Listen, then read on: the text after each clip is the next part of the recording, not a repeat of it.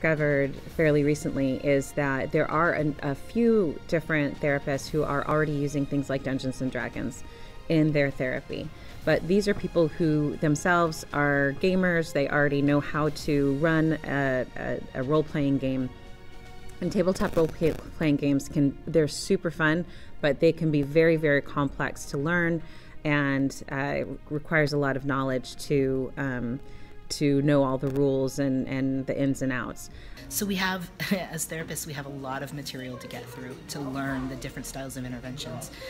And I played Dungeons & Dragons as a kid. I've got 16 books that are this deep, right? It is a complicated gaming system. There are rules about every individual monster and what it battles for and what damage you take and how you roll a skills throw and how you do a save throw and all of this kind of stuff. It's just so daunting for somebody who was not born and raised a geek to look at and say, oh yeah, this is something that I can use in therapy. Quest was something that we could develop so that we can get it into the hands of as many therapists as possible. One of the great things about Quest is it takes the responsibility off of the therapist to do that. It is so easy to use. I can literally pick it up and I can understand it, not knowing anything about gaming.